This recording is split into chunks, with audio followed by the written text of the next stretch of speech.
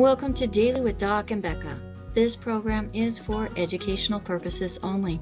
The statements in this program have not been evaluated by the FDA.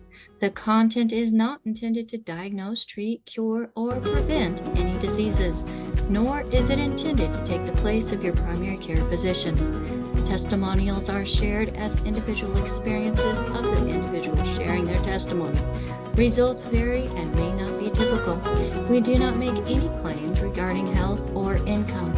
As an empowered individual, you do have options available. We are honored to have the founding father of the science of epigenetics guiding us with the best options to obtain or maintain optimal health, Dr. Joel Wallach.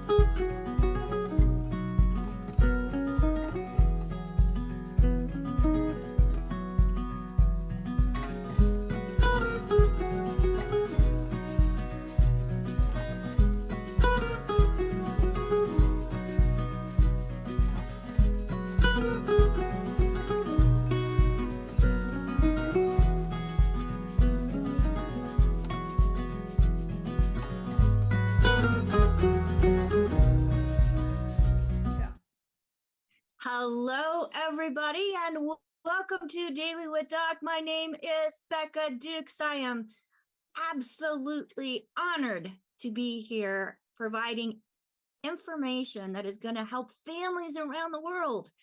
Even if you don't have a family, the information that you hear today is something that you can apply to your own life to help you lead a better health journey. And if there are those of you who have families, whether they're older than you, younger than you, it does not matter. When it comes to health, education is key. Knowledge and knowing what you can do all on your own is absolutely imperative in helping us become healthier around the world. Now, today, we are going to be talking about why early nutrition matters.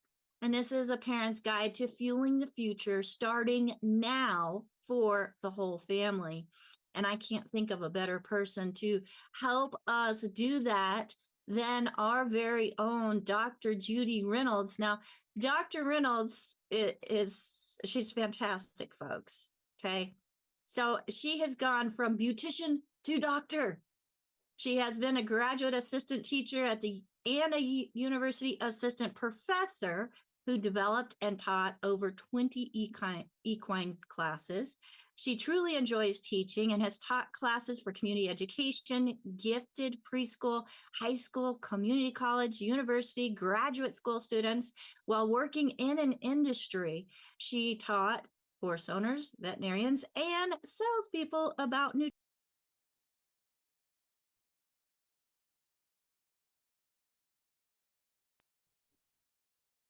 Am I supposed to be muted? Yeah. Okay, I got muted. So her formal education includes an associate's with the focus on anatomy and physiology from Anuka Ramsey Community College. She has a Bachelor of Science in Biology and Education from St. Cloud State University in Minnesota, a Master's in Animal Science, a PhD in Nutrition, which are degrees from Texas A&M University, and her research includes bone and mineral metabolism in growing and racing horses, and physiology, or the genetic disorder of hyperkalemic. What? Okay, so HYPP, folks. She's developed systems for quantifying okay. So there's a lot of horse stuff here. But she's done the correlation of symptoms with plasma potassium concentration and created a low potassium guidelines now used worldwide for feeding horses with genetic disorders. But she's bringing all that information as she has served by invitation as an official reviewer of the 2007 sixth edition of the National Research Council's Nutrition Requirements for Horses, which is considered to be the Bible of horse nutrition throughout the world. Dr. Reynolds earned her professional animal scientist status with the American Registry of Professional Animal Scientists in 1995. In 2010, she was appointed a diplomat of the American College of Animal Sciences in Animal Nutrition, the highest honor of the animal sciences and nutrition professions. Dr. Reynolds worked for ADM from 1998 until 2012, when she earned early retirement from her position as the lead equine nutritionist and equine product and technical manager. She is a very popular speaker at nutrition meetings for horse owners and veterinarians in the United States, Puerto Rico, and Canada. She has conducted over 250 presentations at colleges, universities, trade shows, and horse fairs, and has written over 175 equine-related articles. Dr. Reynolds is the founder of Dr. Judy Reynolds Nutrition Research and Consulting, a business focused on making the latest scientific information available to horse owners and helping them provide cohesive, economical, total programs for the nutrition and health of their horses. For more information, you can email her at info@drjudyreynolds.com. Now, I can't think of, well, when you think about it, folks, we're looking animals, humans. Humans can technically be considered an animal, especially when it comes to mammals. So, Dr. Judy Reynolds, thank you so much. I mean, you have quite the quote unquote pedigree when it comes to nutrition and animals and teaching and education. And you're taking time out of your busy schedule to be here with us to help educate us as well. So thank you so much for all that you do. And I know as a grandmother, you have a special heart for kids and making sure they have the nutrition. So let's talk about this Parent's Guide to Early Nutrition. And it's not just for the early nutrition part of it, but it can be applied anytime, correct? Absolutely. Thanks, Becca, for the invitation. I love to come here. I really sound like a nerd on that. I need to shorten that or something. But anyway, I just, from the time I can remember being very young, I just always wanted to learn specifically about horses and then about what makes them tick, not just riding them and all the fun stuff, but how do the muscles Recording work? in progress. How does everything work? And so it's just something I always wanted to do. And I wasn't able to go to veterinary school right after high school, which I had planned to do, but we had a family business. My parents and my husband and I had a family business in construction.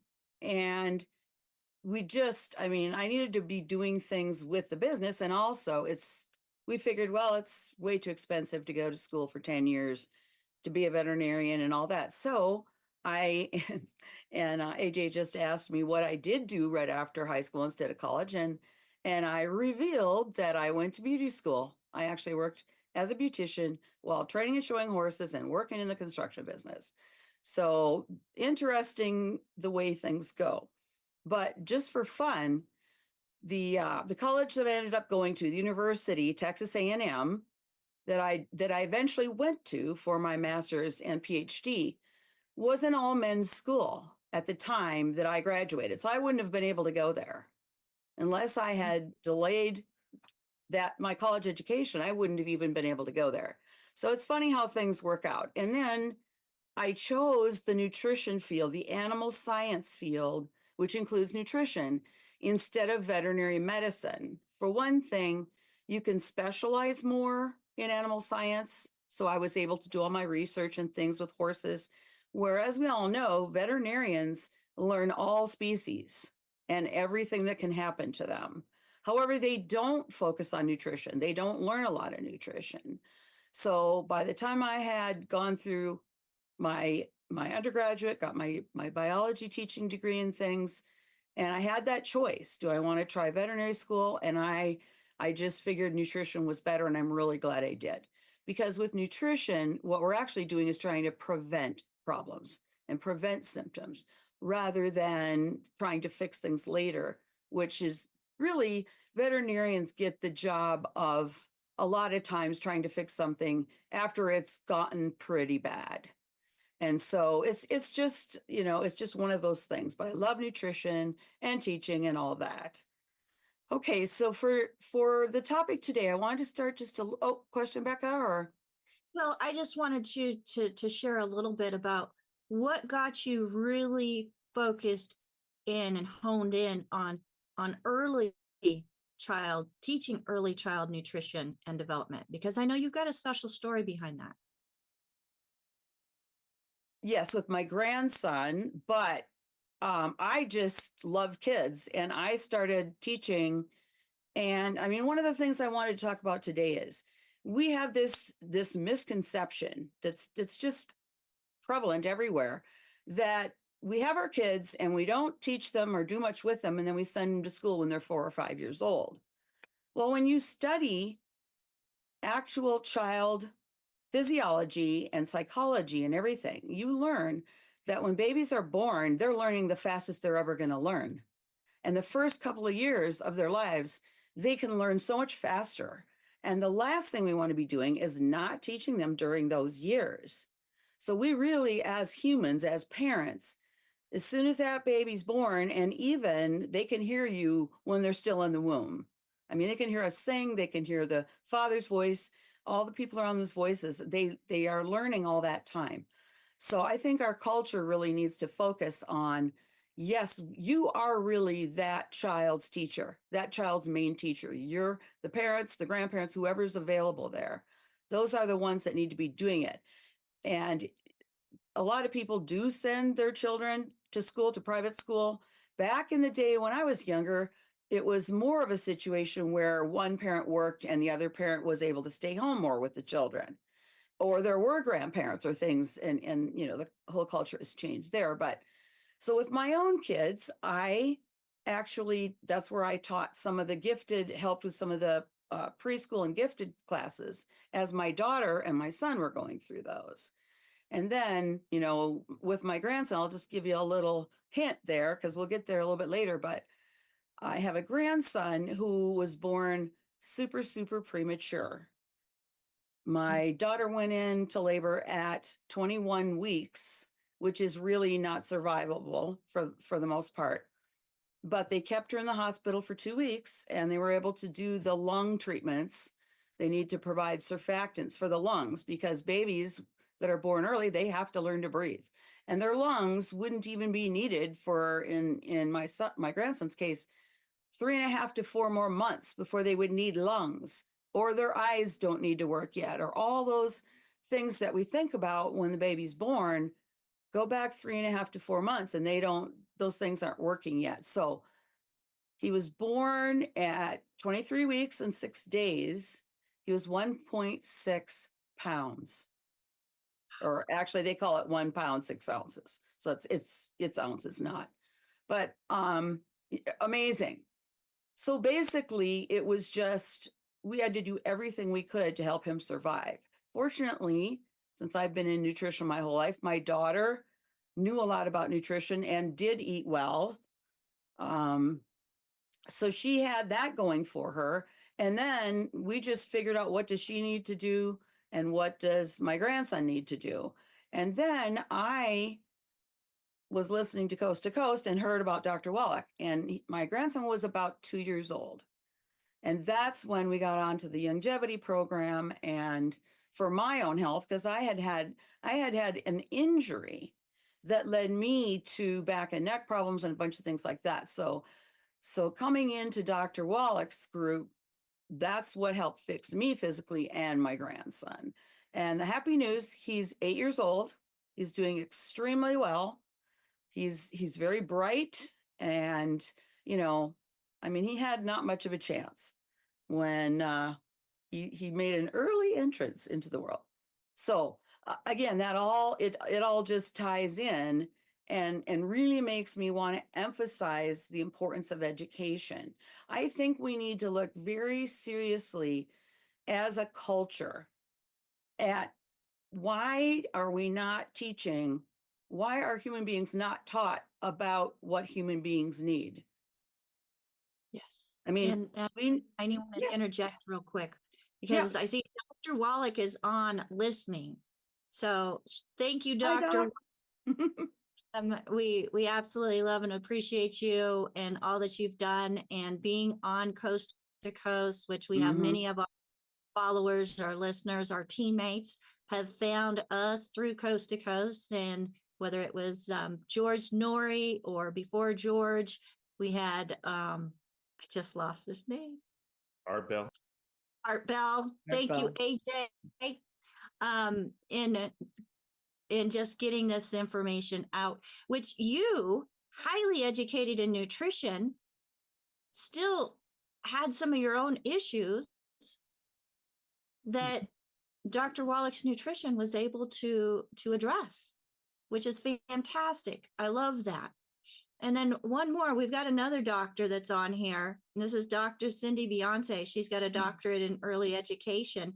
And she Oh, said absolutely 100% to what you were saying about the early learning. She says, yes, ma'am. So truthful. So just another little chime in there, backing up what you are saying. So I'm going to great. turn it all over to you now, Dr. Judy, because I know you've got an amazing message.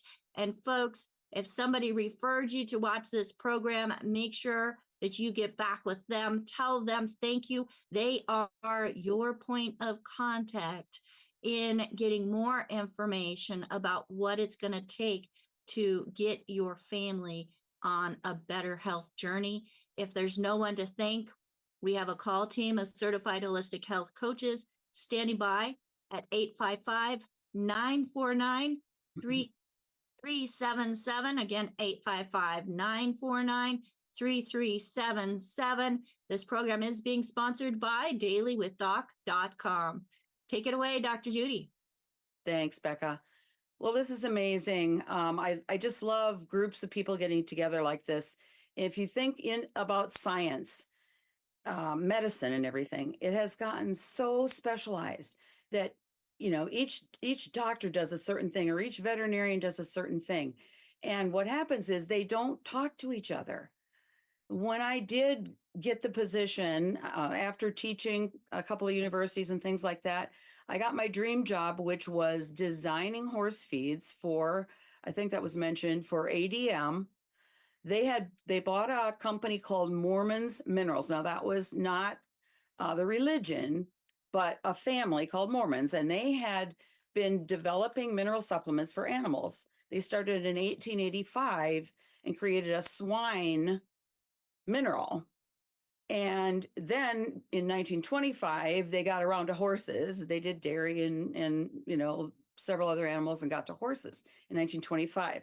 They were looking for their first full-time horse nutritionist when I graduated from Texas A&M, and I had done all my research was on minerals. I did bone strength, and then I did potassium. There was a genetic mutation of the sodium channel in muscles where potassium was a big factor. So here I am, and I come in and I did all my work in potassium and I got that position. So I got to design a whole category of horse feeds for them based on minerals and on some specific fats that are, you know, essential type fats. So I was actually kind of surprised that I hadn't heard of Dr. Wallach's program when I finally found it about 6 years ago. But thinking back, I bet I did get one of those cassettes, probably from Paul Croto or someone. And I think I did listen to that way back when. But anyway, I had also read other books talking about, you know, the difference between what the doctors are doing with symptoms and then knowing as an animal scientist that we look at it from the nutrition. We start with the nutrition. So all of that just kind of ties in. But as I was saying, I think we need to look as a culture at two main things. Number one, these babies, we've got to make sure our nutrition is good before conception. And then when our babies are born, we need to work with them and do things with them all the time. So, as you probably can guess, I'm a relatively talkative person. So, when I'm home and I was doing horse things and construction things, and I took my kids with me where I went and I talked to them all the time. And so they learned to speak very young, both of them. And they were just part of the family. And of course, in our case, they were children, young children, but they were mostly around adults. So, I mean, they just grew up fast, but they were, and then when they started school, they were very good in school. So that's the type of thing. And then the second thing is I really think we've got to try to, if we can't get together as extended families, if we don't have grandparents, aunts, uncles, anybody, even good friends, friends that you knew from college or something. If we can't have people like that to help us watch our children, we can do things as communities. We can get together and use the assets that the different people in the community have. Everybody does a job, everybody has skills, and I think we should really look at trying to do that more, kind of put those things together, and so that we don't have to do the thing where we're sending our kids away as much. And I'm not saying school is necessarily bad. There are situations where it can be really good. I think my son went to a specific private school for a while, but for the most part, my kids did do the traditional education system, but they had my help. They had the help of other members of the family. My husband happens to be a big history buff. So between me talking about science and him talking about history all the time, the kids just were really involved in learning. So let's go back a little bit and talk about what we need to be how we need to be talking to our young new couples, our young people getting married and getting ready to start families.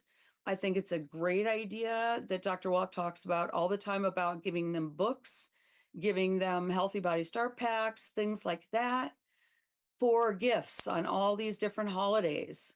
We have the main holidays coming up now, and it's just a wonderful way we can talk to people, and when we're welcoming young ones into the family, just kind of start the discussion. And of course we have to be careful because to a certain extent we don't want to be butting into people's business. But if you are doing this and most of your relatives and people around you know that you do this to help other people, that you talk about nutrition and health and you're helping people, it's not a big stretch for you to maybe recommend a book or see if they want to try something, do sampling or that kind of stuff. So I think, let's see, I don't know which direction we want to go here. Okay, I did want to talk about one thing. When we're talking about whether we're going to nurse our babies or use a formula, I think there's something that will really help people to understand the concept, because the milk from the mother is not just nutrition. There's also a huge component of immunity, because the child's developing immune system is going to need information and help from that mother. And by nursing, and specifically the first 2 days or so of nursing, we have what's called colostrum.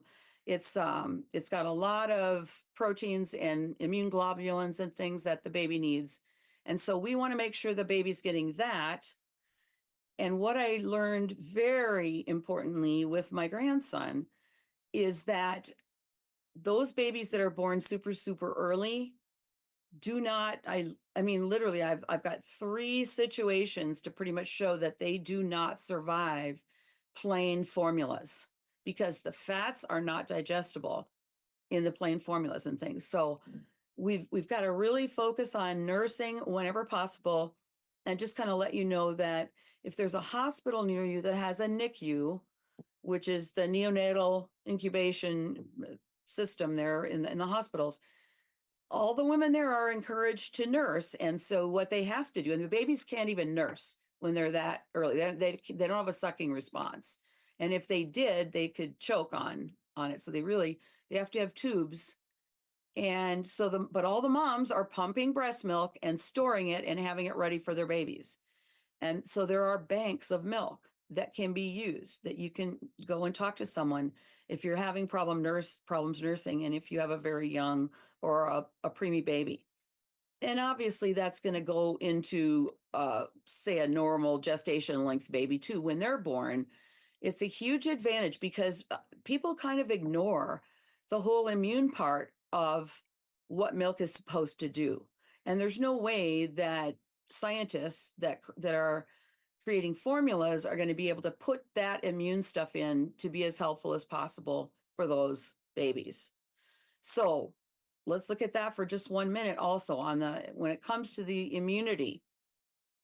What immunity does is it teaches that baby has to learn what is self. The body itself has to learn what is part of my body and what is outside and something else that's foreign that I need to fight.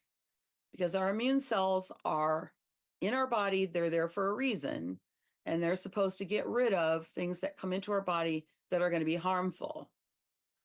So what we have is we have our mucous membranes, and we have our skin, and all of these different barriers that keep things from, in other words, they're being inspected. If something's coming in through our mouth or our nose, or it's on our skin, if we get cut, we get a cut on our skin and it bleeds. Those are all protective surfaces that our immune system will then use to get rid of something that's foreign to our body, that's going to harm our body. So again, our culture has gotten to the point where they're doing things like tattooing has become popular. Putting rings in the ears, the nose, the face, all of those things are actually puncturing our safety system with immunity. And that goes for injections and things too, because when you do that, you are basically bypassing that whole protective system. So I think that's something we also need to be looking at. And then it's very interesting, but people are saying more and more that our children do need to get out and play outside. If you have pets, it's good to have pets around children, but we have to be careful to a certain extent. We want to make sure they're not really playing in dirty places, but being outside, being with the grass and the plants and all those help build the immune system of children. I mean, sometimes we've gone as a society to, oh, we have to sterilize everything. Everything is just constantly being sterilized. Well, that isn't good either, because that's not our natural environment. And we do have what's called a microbiome, which is beneficial bacteria within our body, specifically in our digestive system. But then we also have one on our skin, one in our eyes, one in all these different places. And so by sanitizing everything, we're ending up damaging our beneficial bacteria that we live with, that are in conjunction with us all the time. So it is good that they're out and they're playing and they're among the birds and the butterflies, whatever, everything that's out there. So as far as the immune system is concerned, it's something to keep in mind. And it's a big reason to look at nursing or mother's milk from another human rather than going to an artificial formula.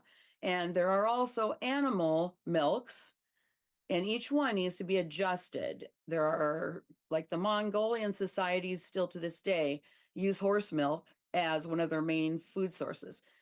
Horse milk is great if you can get it. It's difficult sometimes even to find it if you've got an orphan foal and you need to find mare's milk. But if you have a source of mare's milk, it can be used for children with certain modifications. And then your cow's milk, goat's milk, all those different milks can be used, but you just have to find the right recipes and formulas and things.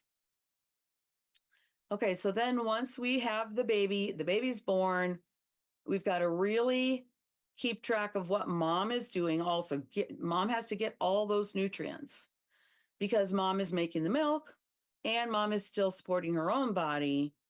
And of course, before the baby's born, mom's really building that baby. And it's commonly known that if the mom is deficient, the mom's tissues will give up nutrients to the baby. And women can have big problems with bone loss, with calcium issues. They'll put the milk into the baby and they could break bones while they're pregnant if they're really calcium deficient or deficient in some of the other minerals or vitamin D that are necessary for their own body. So it's really a big thing. And like I said, when I was at my job creating horse feeds, I promoted a mineral block and mineral granular mix that was salt, and it had what we advertised as 27 vitamins, minerals, and electrolytes.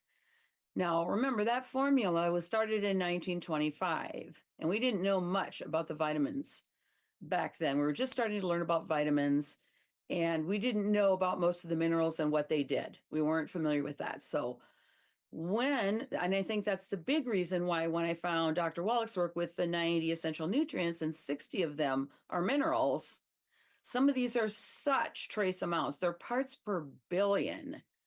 So that means there's one part out of a billion parts of something else.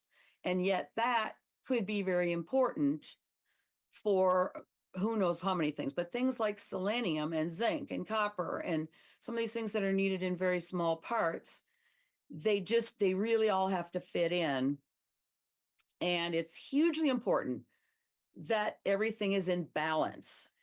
And in some of my lectures, and if you go back and look at, I did 3 of them last year in the fall, I think in November and something on this show. And if you go back and look, I have some slides, but I have what they call a mineral wheel. And it's something that we look at in animal nutrition, where you just put minerals around in a wheel, but then you draw lines between which ones affect each other. And pretty much all of them do. So if you're changing one mineral, you're going to affect all the others. And that's why this whole concept of, well, I have this issue, so I'm just going to go and get some zinc. Doesn't mean you don't need the zinc. You do need the zinc, but you have to realize there's a zinc and copper ratio that's extremely important. And zinc is used in 200 and some enzymes. So we don't just want to go grab the zinc. We want to make sure we get that whole balance. And that's why the whole longevity system is what I love so much, because when I was doing animal research, I was thinking to myself, we should have this for people. Well, ADM does not sell anything to people as far as nutrition supplements. They bought an animal mineral company, and I worked in that division, and that's what we did. But what they did is they would break down things like soybeans, corn, cocoa, things like that, and wheat, and then they would divide them all into their smaller parts and sell the individual parts to people who make foods and feeds. Okay, so we did not have the same kind of thing for people that we had for animals. And once I found this program, it all makes total sense. And I'm glad that we know more about the fact that these things all have to blend together. They have to be together. They can't just be, well, I'm going to go buy this nutrient or I'm going to go buy that nutrient. So, Becca. Any questions on this part? Yeah, so one thing that I want to mention is ADM is Archer Daniels Midland, which in the animal feed world, especially the horse world, that's pretty a big deal. That's a big deal, Dr. Judy. And as you were working on creating nutritional programs, I just want to reemphasize what you had said is you wished there was something for humans. Exactly. And you found that in Dr. Wallach's formulas. Right, because when I was there, like I was saying before, people are so specialized, they don't get to talk to each other. But I was in the technical or the PhD group. I did horses. There was one for swine, dairy, beef, poultry, and we got to interact with each other. We would teach nutrition courses for the salespeople and everything, but we got to see each other's research and see each other's what they were doing. And that's a huge help with that kind of thing. But again, they sell to companies that make food and feed and all that stuff in the human world. So I was lucky enough to be there. My friend, Mamdouh Sifri, was in the poultry division, and they were the ones that really promoted and developed the natural source vitamin E. And some of you have heard me talk about this before, but I accidentally found out that in horses, the synthetic vitamin E, which most people use for animal feeds and everything, just doesn't work very well in horses. I found it by accident because I was, like all animal nutritionists, we put A, D, and E, fat soluble vitamins, on all the animal feeds. And so we would do that. And then they would do something like add some more, and it didn't seem to help with horses. They wouldn't react like a normal, like any other animal would react to maybe twice as much vitamin E or something like that. So it just so happened I was researching vitamin E to help decide how much to put in my horse feeds. And I found this zoo article. Dr. Wallach will like this. I found a zoo article. They were trying to look at elephants and I think it was giraffe, zebra, several different zoo species, but they used the horse for a control. So when they drew the blood and looked at the reactions of the horse, here it came out that horses were maybe 6 times less able to use synthetic vitamin E, which means even when you doubled it, you weren't getting enough. And so by realizing that, putting the naturally in the horse feeds, we have ended up with amazing reproductive benefits, because think of anything you use vitamin E for. It keeps your arteries and veins strong so that you don't have issues with bleeding. It's an antioxidant. It works in reproduction. It's just one of those really important vitamins, vitamin E. But species are different, and so each individual species is going to have those things, and if you can find them out, that's where you get a huge advantage. And then we were also doing with horses, we were starting to use fat supplemented diets for horses, because if you think about it, grains have a lot of starch and horses don't digest starch very well. So what we found during that time frame is that those fats that we were feeding were giving us a huge advantage in racing, in speed, and endurance of horses, of racehorses. Well, to keep those vitamins that are fat soluble from going rancid, we were using vitamin E. And then we needed to use natural source vitamin E. And so, all those things come in. But as far as ADM, there are 2 major companies that take the whole grains or soybeans or whatever and break them down, like I was talking about. And ADM is publicly traded, which means, your shareholders own it. And the other one is Cargill, and that one is privately owned. And those are the 2 huge multinational corporations that do that particular job. That's what they do. So it is a pretty big company. I agree. Yes. So a couple things. One, since we're talking about vitamin E, we've got the question, what is the name of a synthetic vitamin E? Or what are some, like, are you talking about D-alpha tocopherol acetate? What's some things to look for when we want the good vitamin E? Okay. It's the D and the L are different places in 3-dimensional space. Like if you had one going one direction, one going the other direction. So that's what it is. It's 3-dimensional space. D is natural. DL is synthetic, because to make synthetic vitamin E, you put the components, which are just, your carbon, hydrogen, oxygen, into a system, and they form the molecules by themselves. That's how you make the synthetic. So for the synthetic, you get 8 isomers in 3-dimensional space. It's just they're formed backwards from each other, mirror image, all those kinds of things. So there are 8 of them. Now, most of us, and I worked a lot and got to learn with them as they did humans. There's a factor of 1.36 roughly, which means if you have 1 unit of naturally, you would have to have 1.36 units of synthetic, because in our body we have the enzymes to change the other 7 isomers to the one we actually use. The natural vitamin E is just the 1 isomer that's biologically available. Okay, so people, give them a little extra, 1.36, and you're going to have the same functionality with synthetic vitamin E.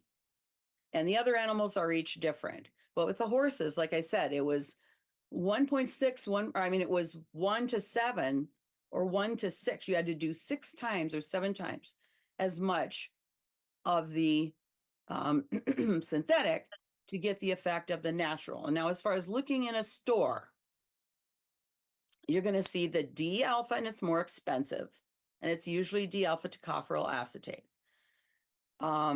There are other functions of E. There's a multiple complex of E, and those all have their own purposes and uses for different things. But don't assume, or you don't want to think that the synthetic vitamin E is bad, because it's not. It's useful and it's cheaper, but it depends what species you're using it in. Okay, because these are pure. Vitamin E is a specific molecule, and it's pure, and it's the same either way, except for you have either 1 isomer that the body can use, or you have all 8 that our body can fairly easily change over. So when we're looking at vitamins, there's no clear-cut thing that says synthetic is always better than natural. There may not even be a difference between synthetic and natural. And we know we have different forms of the B vitamins, like the methylated or the non-methylated. So with each individual vitamin, you have to look at the shape and structure, and then you have to look at how many forms are there. Niacin, you've got nicotinic acid, niacinamide, you've got these different forms, and all they are is just a few of the atoms in that molecule are a little bit different, and they're going to be different purposes and different things that they're used for. When we look at minerals are an element.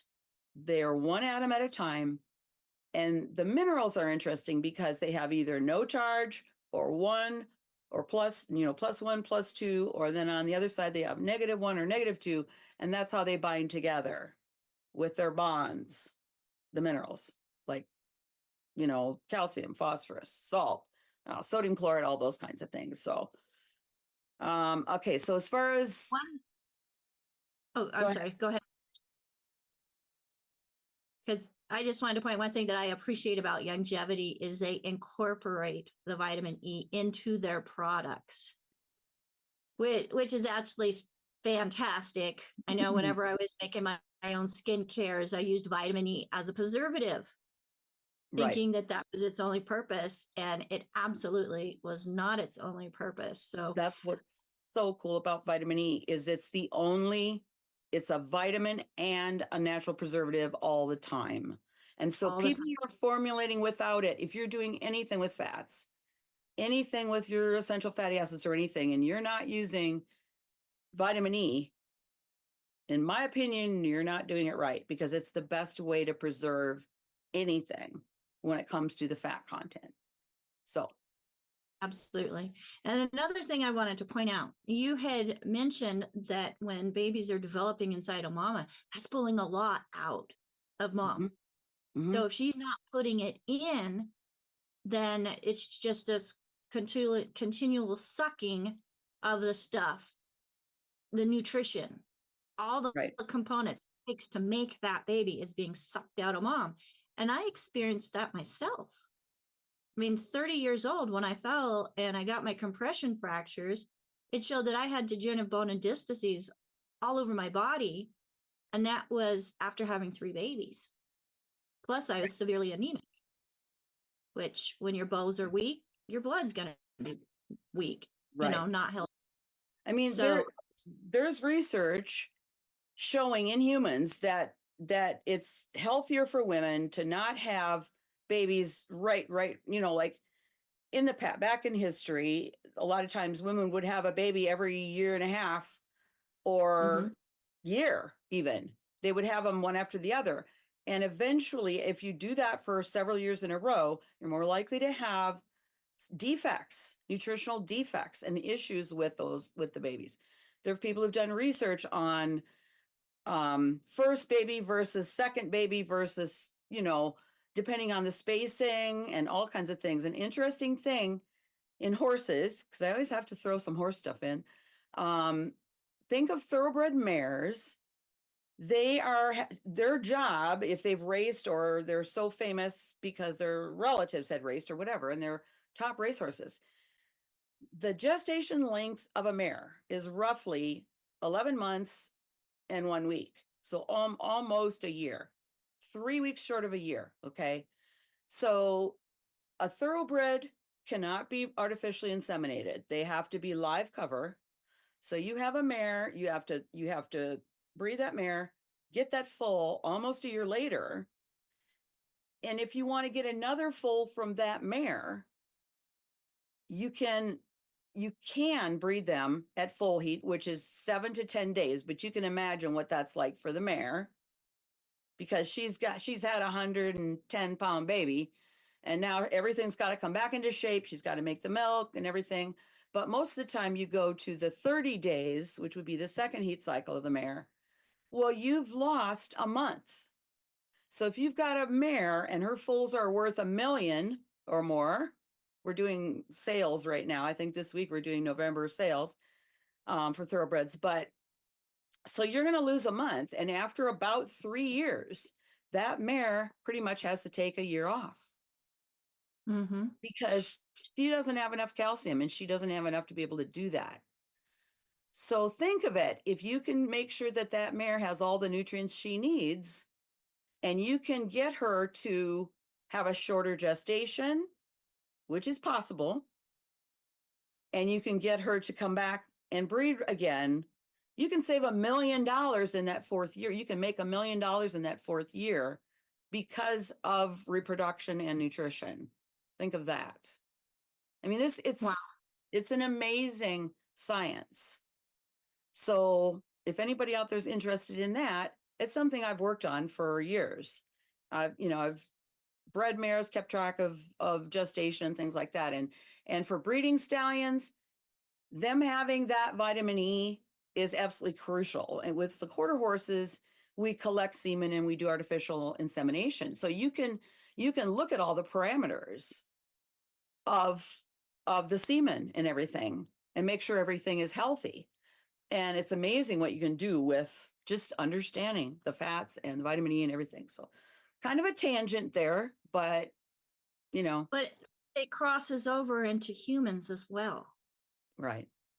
In being able to make healthy babies. No, we don't want to, bang, bang, bang, bang, bang. I mean, some people do. Yes. Especially if we're wanting to have large families and starting.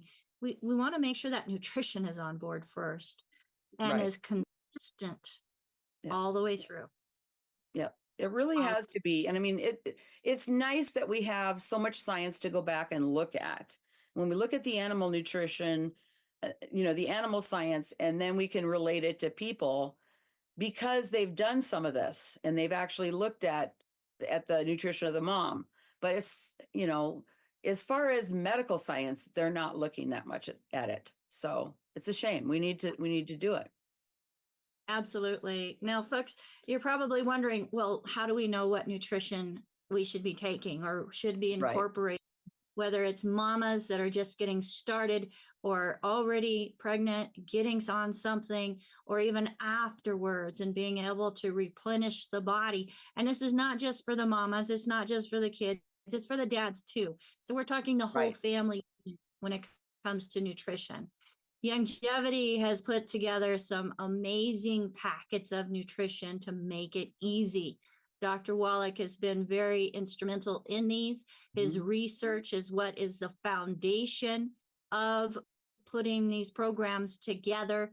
There's the Healthy Start Pack, which depending on the individual and their needs, there's the original, there's 1.0, 2.0, and 2.5, and now the 3.0 when it comes to the Tangy Tangerine, that is incorporating a great balance with the cofactors so that you have a synergistic blend that works together in using colloidal minerals that are suspended or easily absorbed because of their tiny, tiny little atoms, molecules, so that they get into the system. Now, Dr. Judy also mentioned about the microbiome. That microbiome is a collection of good bacteria, and it also includes enzymes. Longevity has a couple amazing probiotic solutions, which there are 2.0 and 2.5, and in the 3.0, there are pre and probiotics that are incorporated into the formulas. But for that extra support, there's the root beer belly, which is a sprinkle. So is the pre plus probiotic. They're just sprinkles. You sprinkle it on the tongue. For little kids, it's just a tiny little bit. Even for adults, it's not very much. I think it's half a teaspoon. But those things get down into the system and help support a healthy microbiome.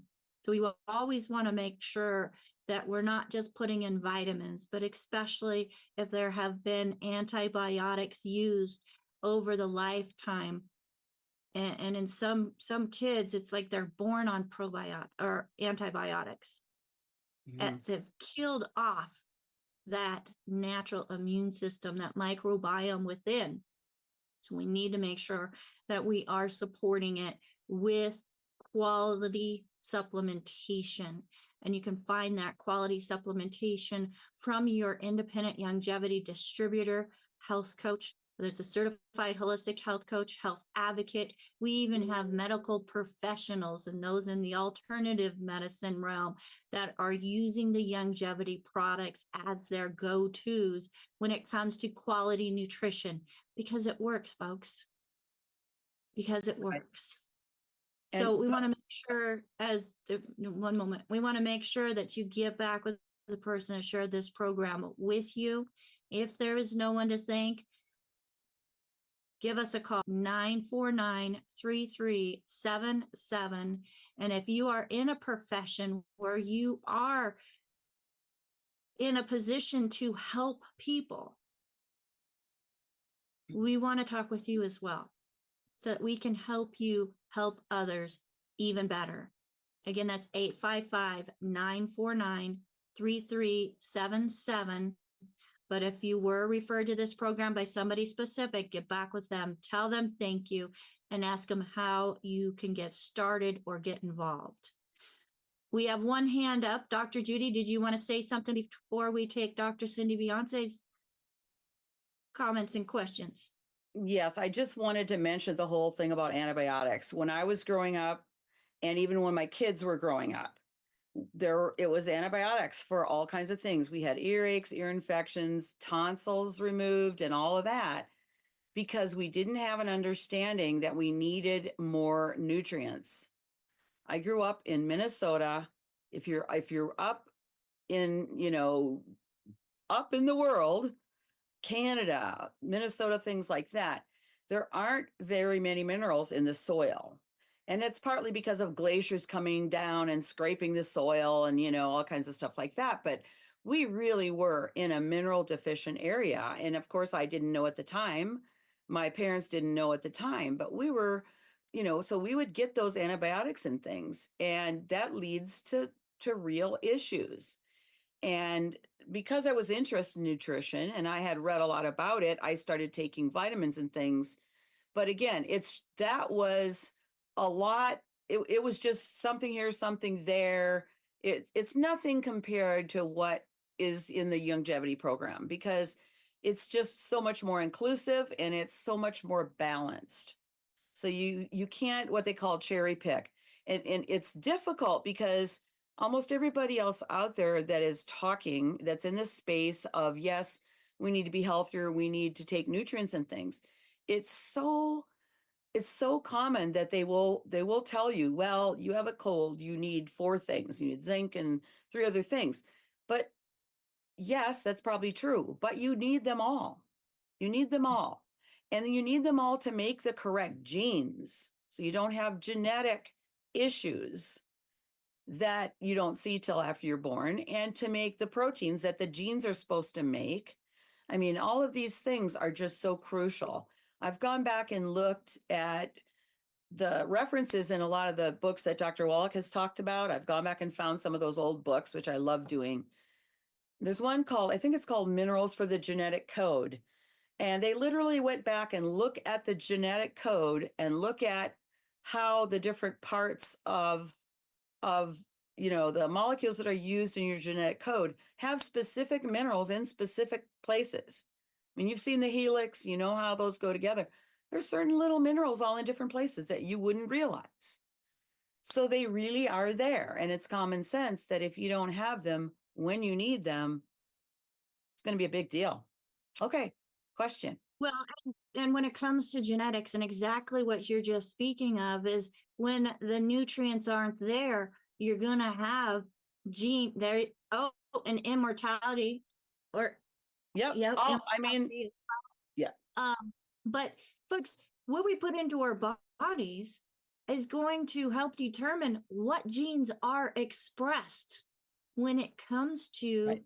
health. Right. Because you So, can't build a gene if you don't have, it's like if you had Legos and you need certain shapes and colors. right. I would love to do a video where I take one of those bags for a great big Lego house and then just sneak a bunch of the Legos out and then have my grandson and I start to put it together. You're going to get to the point where you can't do it because you're missing things. Go ahead. Well, and then that comes into missing nutrients, missing those important, vital trace elements that are so essential to having optimal health. So this book here, Epigenetics, this is actually one of my very favorite books written by Dr. Wallach, can be found at drjwallach.com. That's Dr. Wallach's website. It has all of his 25 publications, or 25 publications. There's one that is not there, and that one is the book that is held by the Smithsonian as a national treasure. So I'm super excited about that one. I do have a copy of it, this big bad boy. But folks, Dr. Wallach has done some amazing research. He's taken that research and he put it together in formulas for us so that we don't have to do the research. Dr. Judy had mentioned about cherry picking. We don't have to cherry pick. They've got it all packed into formulas that help us reach our optimal wellness. Now, the products are not meant to take the place of your primary care physician, nor are they meant to treat, diagnose, or cure any disease. The FDA requires us to say this. But folks, when you give your body what it truly needs, like, the stuff that we were originally made from, which a lot of it's minerals, the body itself can do some amazing things. So get back with the person that referred you to this program, your Longevity Independent Distributor, and we've got them. I just wanted to put the email up there because it's not right in the chat. So that's the email. Okay. Thank you so much. And if you'd like to have a consultation with Dr. Judy, she does do consultations, especially for your animals. If you are working with somebody, please make sure that you let her know so that you can get back with that person when it comes to getting the nutrition from longevity that you need, but she can help direct you in what you need to get for yourself or your animals, which longevity has an amazing animal line as well. So One more thing, Becca. First of all, it just started pouring rain, so you might lose me. But the good food, bad food is Oh, huge yeah. because for absorption and everything, it's really important. So that's one of the things we want to talk about. You know, the oil vegetables are bad and gluten's bad and that. But yeah, it all ties together. Yes, it all ties together. And also, for those of you who don't do the internet or want to place orders over the internet and you want to make a phone call into Wellness Publications, you can do that by calling 800-755-4656, or their direct line there in San Diego is 619-420-2435. So, Dr. Cindy, go ahead and unmute yourself, please. I'm unmuted. We only have a minute, so I just want to say Yes. this has been amazing. Thank you, Becca. I mean, Dr. Reynolds, oh my goodness. I'm going to listen to it again because I had too many things I wanted to say, but thank you so much. And you know, with the children, it's so important because a lot of babies, you know, mommies want to dress them up to look cute and pretty on the outside, but that inside needs to be taken care of as well. And I have 4. I raised like 10, but I gave birth to 4, and it's like I had 20 because I have so many, you know, kids. I'm like the old lady in the shoe. But thank you. Awesome. I'm going to definitely take this in. And next time, maybe we can talk about like more potassium, like in the bones and things like that. So thank you so much. And Dr. Wallach, he is my doctor forever. Yes. He's all of That's ours. He's all of our doctor forever. Thank you. I I appreciate know. it. Thank you. Yeah, and Dr. Cindy, that's a great recommendation where or maybe Dr. Judy, we can focus on skeletal structure since you have a lot of experience in working on the skeletal structure in animals. I know a lot of it could apply or cross over to humans as well. And we have AJ who has a hand up. AJ. Thanks for being here, Dr. Judy. Thank you. Thank you. Number one, can you give us that email address again, please? Okay, it's just info@drjudyreynolds.com. It's up Fantastic. on the screen. Fantastic. And then number two, um, what nutritionally should our infants to adolescents be taking pack wise, like longevity product line wise? What do you think most should be taken? Well, we need to get them onto the Tangy Tangerine and the basic products as young as possible, I think. What I did is I would make blended drinks. I would make a milk type version, and I used one of the complete meal, one of them. I've used the vanilla, the chocolate, the slim or the slender FX, those kinds of things is what I would do. And then I would put everything except the Tangy Tangerine in that one, because it wouldn't be that great in a milk based. And I would use milk instead of water. And so then I would add some, add some of the calcium supplement type product, and I would break open the EFA capsules and put it in and blend it. So that's what I did. And then I would also make a drink with some kind of flavoring, Tangy Tangerine with flavoring. And then I use things like the Z Radical. I put collagen in almost everything that I do for the kids. So I think it's just as soon as we can. Now, when they're nursing mom, and we want them nursing mom, and I'm kind of one of the believers that we don't want to do a whole lot of solid foods or anything too early, too young. But there are disagreements on that. So, people need to look things up and kind of decide what they think about it. There are some people who think that we would have less peanut allergies and things like that if we let them eat them sooner. But I think part of the problem there is that they're getting things done to them, or they're getting exposed to things that are causing problems with eggs or peanuts or things like that. And that's why we're having those allergies. So it's more that kind of thing than it is the time that they were introduced. But again, mom's milk for as long as is practical. And then, like back when I was, I had my kids, it was okay, do the rice cereal, do the oatmeal, do all this kind of stuff. But I always did whatever the family was having, I either blended it when they were too young to chew it or small bites, and they had the meat, potatoes, and vegetables and things with us once they got to, a couple years of age, 1.5 years, 2 years of age. But I did do blender, mix things. I was one of those crazy people. I really worked hard at understanding what to do for babies before I had them. So just one of those things. I was really interested in it. That's so long ago now that it's pretty interesting. If anybody out there knows who Adele Davis is, she was a nutritionist back in the day, and she wrote books like Let's Have Healthy Children, Let's Eat Right to Keep Fit, and that kind of stuff. And I had all those books. Now we do things a little differently now. We know we don't want the oils, we don't want the gluten. So, but it was something when it's something you're interested in, you read a lot about it.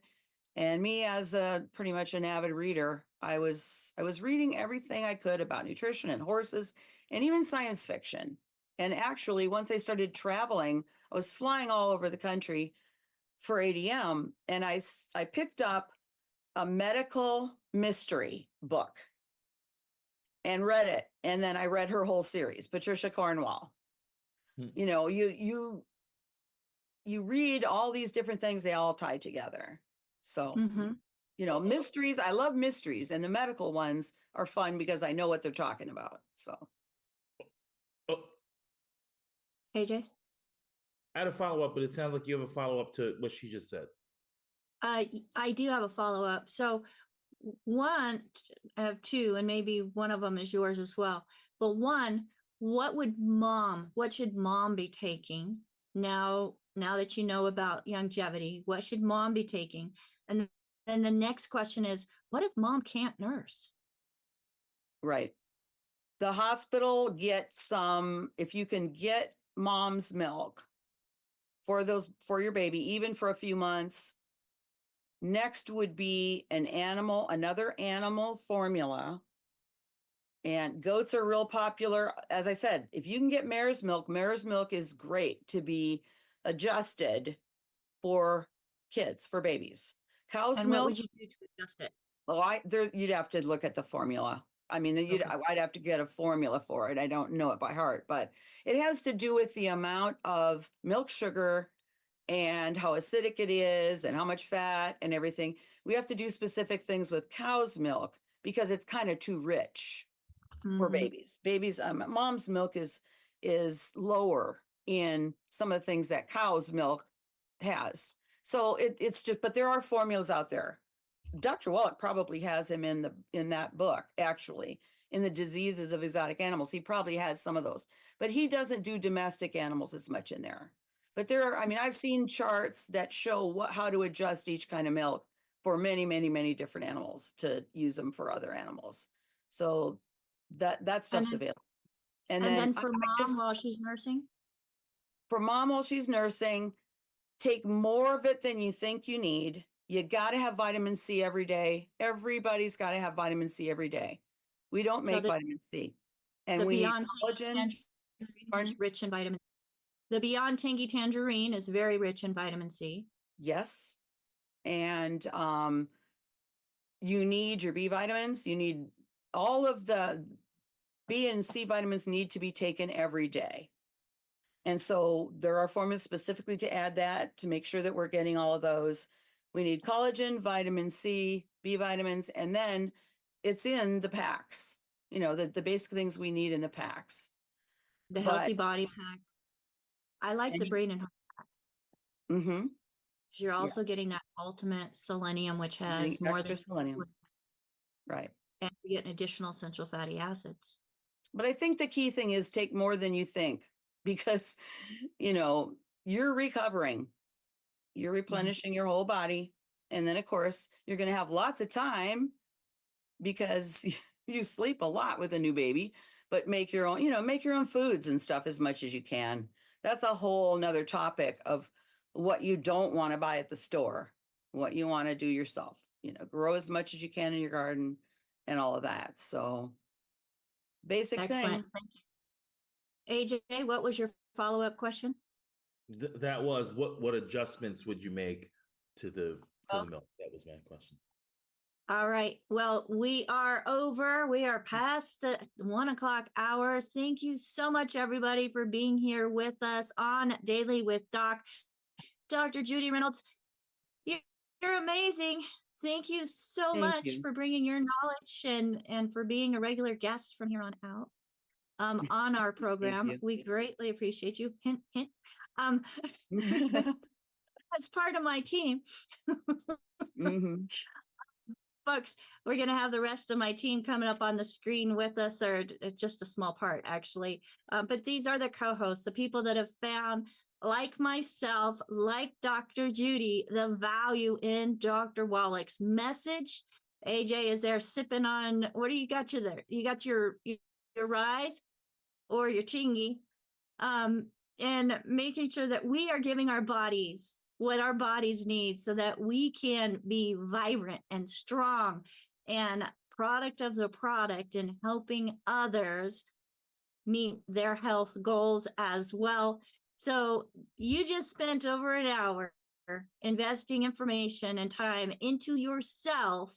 I hope that you were able to glean something that you can utilize or share with others to help them also figure out what it is that our bodies need. Because folks, we're not chemical deficient. Our food does not have it within it that the body needs to be able to thrive. Okay.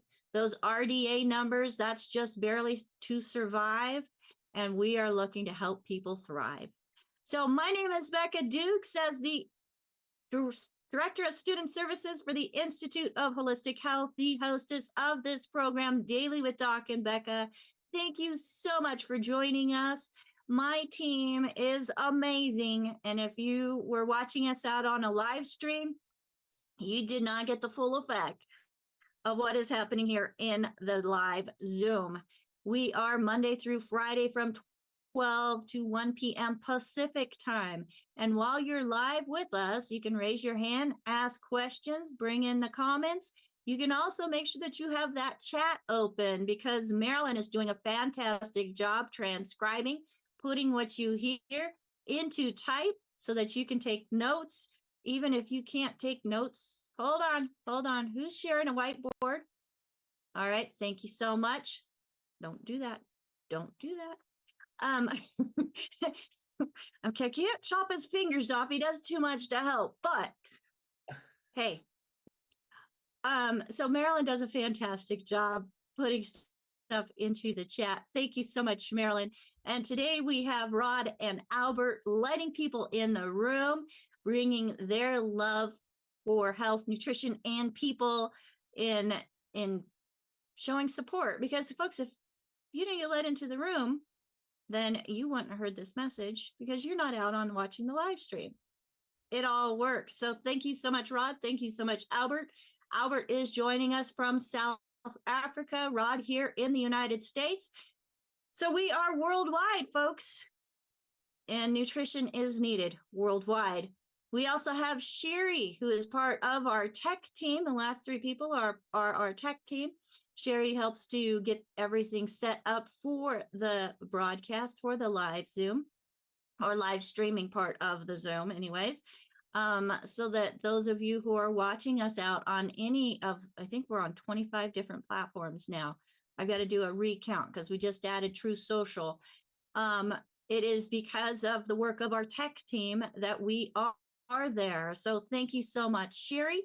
We have AJ, who is making sure that we are getting out on those different platforms, the ones that we can't directly live stream to. He is uploading the information and the videos to those platforms so that we are meeting people where they're at. So thank you so much, AJ, for all that you do. And we have, last but not least, my executive production manager, Ruth Ellen, who is taking the Zoom, putting the graphics together, and that is what is pushing out to those platforms. So thank you so much, Ruth Allen, for keeping us organized and pulling it all together. And folks, today, Dr. Judy Reynolds, an amazing individual from the inside out, who she is bringing her knowledge in nutrition to us and how she found the value in Dr. Wallach's formulas for the human side of this great place we call Earth. Thank you so much, everybody, for joining us here on Daily with Doc and Becca. Until next time, and just as a reminder, we do have Dr. Joel Wallach himself Wednesdays and Thursdays here on Daily with Doc. So join us then as well. Fridays, we have Pharmacist Fridays on most Fridays. On other Fridays, we have other professionals within the medical world bringing information to you and what you can do to help yourself. So we're a wonderful DIY for all of you DIYers when it comes to the health side of life. Until next time. And don't forget to go to dailywithdoc.com. You can find the good foods, bad foods list there. Dr. Judy, you mentioned that in this program today too. You can also find replays of our episodes and also the different places that we are live streaming. And don't forget to sign up for our newsletter so that you don't miss an episode, either an invitation or a link to the replay. So now I say bye for now.